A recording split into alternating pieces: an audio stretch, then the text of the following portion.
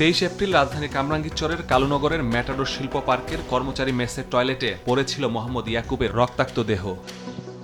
মেসটির চারপাশে কাঁটাতারে ঘেরা, একটিমাত্র গেট দিয়ে প্রবেশ করতে হয় আইডি কার্ড দেখিয়ে। 24 ঘন্টায় নিরাপত্তা প্রহরী থাকায় ভেতরে অপরিচিত কারো ঢোকার সুযোগ নেই, তাই বসবাসকারীরা এটাকে আত্মহত্যা বলেই সন্দেহ করে। প্রথমে আমরা ভাবছি আসলে আত্মহত্যা ছাড়া কিছু না, কারণ স্বাভাবিক তো মার্ডার করার মধ্যে এখানে কোনো বিষয় দেখি না। ভাবছিলাম যে হয়তো সুইসাইড, কারণ ছেলেটা ভালো ছিল এবং কারোর সাথে তেমন দ্বন্দ্ব ছিল না। এরকম একটা কাহিনী হয়েছে, এখানে খুবই ভয় পাইছিলাম যে আমার একটা বন্ধু তো চলেই গেছে ভয়তে। গলাকাটা মৃতদেহ দেখে সবাই প্রথমে আত্মহত্যা বলে সন্দেহ করলেও মৃতদেহের আঘাতে যে চিহ্ন সেটি দেখে এটাকে হত্যাকাণ্ড বলে নিশ্চিত হয় পুলিশ। তবে এই নিরাপত্তার চাদরে ঢাকা মেসে কারা হত্যাকাণ্ড ঘটাবে এই প্রশ্নের উত্তর খুঁজতে গিয়ে সন্দেহের তীর যায় এখানে যারা বসবাস করে তাদের দিকে।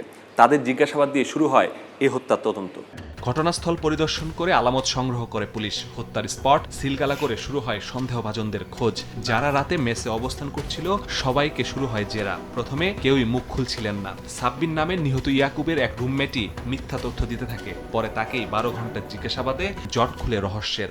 সহকর্মী এরকম সন্দেহভাজন বেশ কিছু সাসপেক্টকে আমরা থানায় নিয়ে আসি এবং তাদেরকে নিবিড় জিজ্ঞাসাবাদ করি।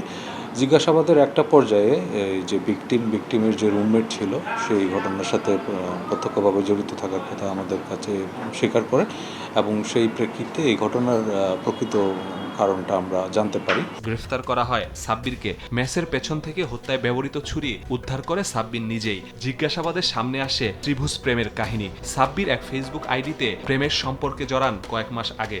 ভালোই চলছিল সব, এটি শেয়ার করেন তারই সহকর্মী ইয়াকুবের সাথে। কিছুদিন পর সাব্বিরের প্রেমিকার ছবি ইয়াকুবের ফোনে দেখতে পান। এরপর থেকে সাব্বিরের কথিত প্রেমিকাও তাকে এড়িয়ে চলছিল। এতেই ক্ষিপ্ত হয় সাব্বির। এর সাথে তার যোগাযোগ ছিল, সে তাকে এক সময় বিয়ে করবে মর্মে সে আশা দিয়েছিল এবং পরবর্তীতে দেখা যায় তার ক্ষোভ ছিল যে তার এই আইডিটা তার যে সহকর্মী সে ছিনিয়ে নিয়ে গিয়ে তার সাথে যোগাযোগ সৃষ্টি করেছে এবং এর পরবর্তীতে ওই আইডি তার সাথে যোগাযোগ করছিল না। মূলত এই ক্ষোভ থেকেই কিন্তু তাকে হত্যা করার পরিকল্পনাটা সে নেয়। প্রতিশোধের তাড়না থেকে ইয়াকুবকে হত্যার পরিকল্পনা করে সাব্বির। 23 এপ্রিল ইয়াকুব অসুস্থ হয়ে পড়ায় কাজে যাননি।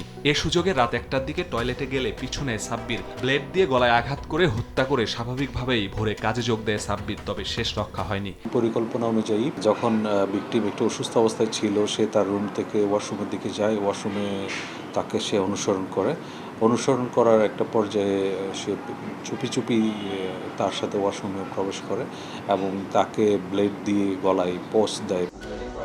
যে আইডির জন্য এত যুদ্ধ সেটি ফেক মনে করছে পুলিশ। কেউ ফেক আইডি খুলে এই দুজনকে ফাঁদে ফেলেছে, টাকাও হাতিয়ে নিয়েছে। এখন সেই আইডির মালিকের খোঁজে পুলিশ।